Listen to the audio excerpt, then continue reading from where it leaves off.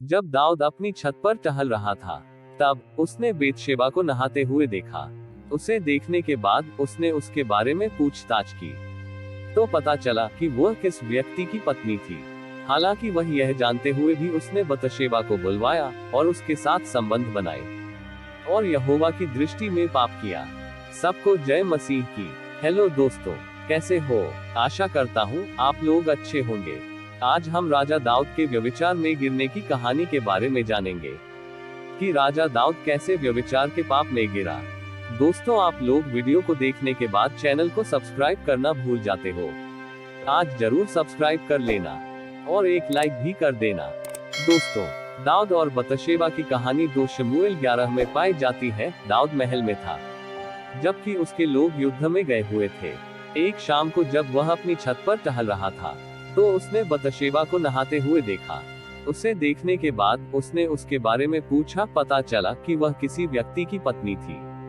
हालांकि वह यह जानते हुए भी उसने उसे बुलवाया और उसके साथ शारीरिक संबंध बनाए, अर्थात व्यभिचार किया, जो यहोवा की दृष्टि में महापाप है। और बेतशेबा गर्भवती हो गई।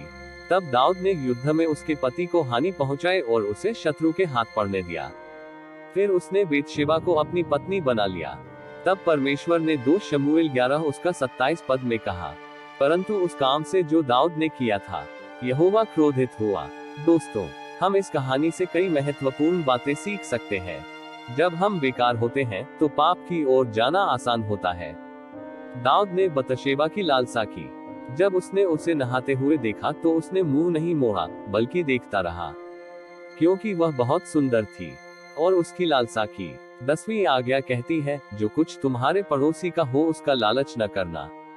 तब दाऊद ने उस पर कार्य किया और पाया कि वह विवाहित थी। और 7वीं आज्ञा स्पष्ट रूप से कहती है, तू व्यभिचार न करना। लालच के बाद, जिसके कारण व्यभिचार हुआ, दाऊद ने बेतशेबा के पति की हत्या कर दी। 6ठी आज्ञा स्पष्ट रूप से कहती है, तू हत्या न करना। इस कहानी से हमें बहुत कुछ सीखने को मिलती है कि कैसे एक पाप दूसरे बड़े पाप की ओर ले जा सकता है। याकूब 1 उसका 15 पद कुछ इस प्रकार कहती है, यह अभिलाषा पाप की ओर ले जाती है और तब पाप बढ़ता है और मृत्यु लाता है। दोस्तों, बतशेबा के साथ दाऊद के पाप के बाद परमेश्वर ने दाऊद के साथ उसके वैवाहिक संबंध को अलग नहीं किया, क्योंकि उसका पति मर चुका था और उस नियम से मुक्त कर दिया गया था, क्योंकि विवाहिता स्त्री व्यवस्था के अनुसार अपने पति के जीते जी उससे बंधी रहती है। परंतु यदि पति मर जाए तो वह पति की व्यवस्था से छूट जाती है। यदि पति के जीते जी वह किसी दूसरे पुरुष की हो जाए तो व्यभिचारिणी कहलाएगी, परंतु यदि पति मर जाए तो वह उस व्यवस्था से छूट गई। यहाँ तक कि यदि किसी दूसरे पुरुष की हो जाए तो भी व्यभिचारिणी न ठहरेगी। दोस्तों, दाऊद जिस कड़वे अनुभव से गुजरा, उसके परिणामस्वरूप दाऊद को पूर्ण पश्चाताप और परिवर्तन के लिए लाया गया। और यह यहोवा का लक्ष्य था, जहां दाऊद ने न केवल अपने पापों को स्वीकार किया और क्षमा के लिए प्रार्थना की, बल्कि प्रभु से कहा कि वह उसके अंदर एक शुद्ध हृदय पैदा करे। दोस्तों, परमेश्वर ने दाऊद का रक्षा करने वाला हाथ दाऊद पर से उठा लिया था और दाऊद राजा को उसके पाप के कड़वे फलों का स्वाद लेने की अनुमति दी गई थी। और दाऊद ने महसूस किया कि सच्ची खुशी का मार्ग आज्ञा उल्लंघन में नहीं पाया जा सकता।